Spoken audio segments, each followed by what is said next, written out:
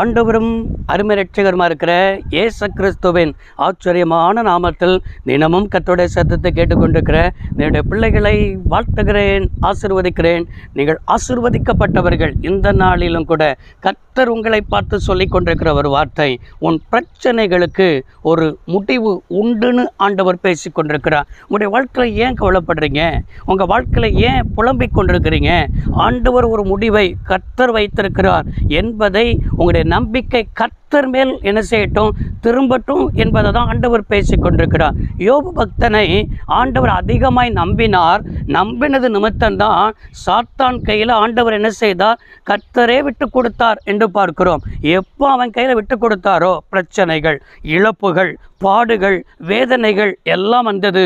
யோபு பக்தன் தன் பிறந்த நாளை கூட சபிக்கிறான், புலம்புகிறான், வேதனைப்படுகிறான். வேதனைப்பட்டு எவ்வளவோ காரியத்தை ஆண்டவருக்கு விரோதமாய் சொன்னாலும் யோபு 31 அதிகாரம் 40வது வசனத்தில் இவ்வாறாய் வாசிக்க முடிகிறது, யோபுவின் வார்த்தைகள் முடிந்தது என்று எழுதப்பட்டிருக்கிறது.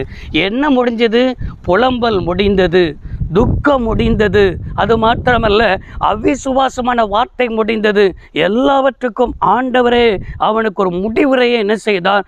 அவரே எழுதினார் என்று என்ன செய்ய முடிகிறது? பார்க்க முடிகிறது. உங்களுடைய வாழ்க்கையில் இன்றைக்கு பிரச்சனை நினைத்து உங்களுக்குள்ளே புலம்பிக் கொண்டிருக்கிறீர்களோ? ஒரு குறிப்பிட்ட ஒரு போதகர் தன் திருச்சபையை நினைத்து வேதனையோடு கூட இருந்தாராம். வேதனையோடு கூட ஆண்டவர்கிட்ட போய் புலம்பிக்கிட்டே இருப்பாராம். புலம்பிக்கிட்டே இருந்து, ஐயோ இந்த மூப்பை நான் சபையில் என்ன செஞ்சாலும் சரி எதையுமே செய்ய விட மாட்டேங்கிறாரு, நான் ஸ்பெஷல் மீட்டிங் நடத்தணும்னு சொன்னால் எனக்கு விரோதமாய் பேசுகிறாரு, சபை மக்களுடைய ஒத்துழைப்பு இவர் மூலமாய் கெட்டு போகிறது என்று சொல்லி அவர் குறிப்பிட்ட அந்த மூப்பரை குறித்தே ஆண்டவர்கிட்ட வேதனைப்பட்டு புலம்பிக்கிட்டே இருப்பாராம். புலம்பிக்கிட்டே இருக்க இருக்க இருக்க இவருக்கு அல்சர் பிரச்சனை வேற வந்துருச்சு. அல்சர் பிரச்சனையில் ஆண்டவர்கிட்ட போய் நிற்கிறார். ஆண்டவர் ஒரு நாள் திடீரென்று அந்த போதகர் இடத்துல சொன்னாராம், நீ போய் இந்த மூப்பர்கிட்ட போய் ஒப்புரவாகு என்று ஆண்டவர் பேசியிருக்கிறார்.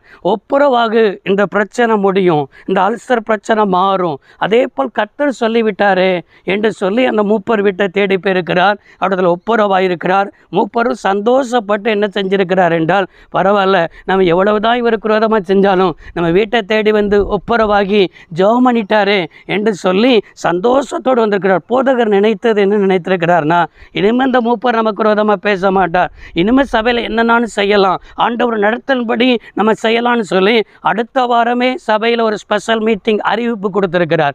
அந்த மூப்பர் எழுந்து நின்று சொன்னாராம், ஏன் இதை செய்கிறீர்கள் என்று சொல்லி பழைய மாதிரியே ஆரம்பித்தாராம். ஆண்டவர்கிட்ட திரும்ப ஓடி வந்து போதகர், ஆண்டவரை ஏன் அவர்கிட்ட போய் ஒப்புரவாக சொன்னீங்க, ஆனால் அவர் மாறலையே என்று சொல்லி ஆண்டவர்கிட்ட வந்து வேதனைப்பட்டார், கண்ணீர் வடித்தார்.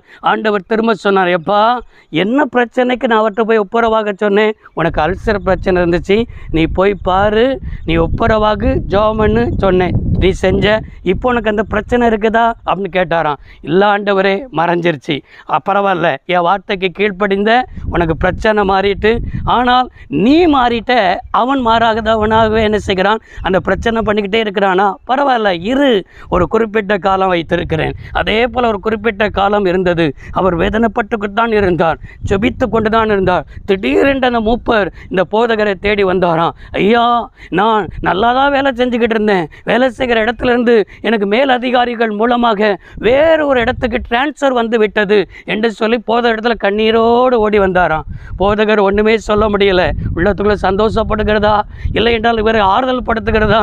இவரை ஜெபம் பண்ணினார். ஜெபம் பண்ணாலும் ஆண்டவர்கிட்ட, ஆண்டவரே இப்படிப்பட்ட செய்கையை நீ செய்கிறீரே, உமக்கு சோத்திரம் என்று சொல்லி கர்த்தரை சோத்திரம் பண்ணினார். ஆண்டவர் சொன்னார், எல்லா பிரச்சனைக்கும் ஒரு முடிவை வச்சிருக்கிறேன்பா, எல்லா மனிதர்களுக்கும் ஒரு முடிவை வைத்திருக்கிறேன், எல்லாம் ஒரு குறிப்பிட்ட காலம் வரைக்கும் தான். அந்த குறிப்பிட்ட காலம் வரைக்கும் நீ பொறுமையாய் காத்திருந்தால் எல்லாம் உனக்காக, உனக்கு ஆசீர்வாதமாக, சபைக்கு ஆசீர்வாதமாக நான் செய்ய வல்லமை உள்ளவர் என்பதை நீ விளங்கிக் கொள்ளணும் என்பதற்காக தான் இந்த காலம் வரைக்கும் நானே அனுமதித்திருந்தேன். யோபு பக்தனுடைய வாழ்க்கையிலையும் இப்படி தான் அனுமதித்தார். நம்முடைய வாழ்க்கையிலும் சில மனிதர்கள் நமக்கு விரோதமாய் இப்படி இருக்கத்தான் செய்வார்கள். நமக்கு விரோதமாய் பேசுவார்கள், நமக்கு விரோதமாய் ஒரு கூட்டத்தை கூட்டுவார்கள், நமக்கு விரோதமாய் ஏதோ காரியத்தை செய்து கொண்டிருப்பார்கள்.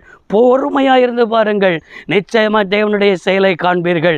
யோபு 32 அதிகாரம் 1வது வசனம், 3 நண்பர்கள் யோபுக்கு விரோதமாக என்ன செய்தார்கள்? அவர்கள் பேசி ஓய்ந்தார்கள் என்று எழுதப்பட்டிருக்கிறது. பாருங்க, பேசுகிறவன் பேசிக்கிட்டே இருக்கட்டும், அவன் பேசி ஓயத்தக்கதாக.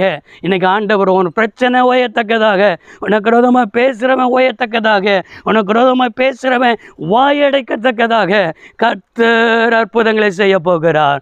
அப்படி ஆமேன்னு சொல்லுங்க, ஜெபிப்போம். சர்வ வல்லமையுள்ள தெய்வமே, அருமை தகப்பனே, இந்த வார்த்தையின்படியே கேட்ட பிள்ளைகள் ஆசீர்வதிக்கப்பட, வாழ்ந்திருக்க, சுகித்திருக்க, நன்மை அனுபவிக்க உதவி செய்யும். இயேசு இரட்சகர் நாமத்தில் பிதாவே, ஆமேன். கர்த்தர் ஆசீர்வதிப்பார். God bless you all.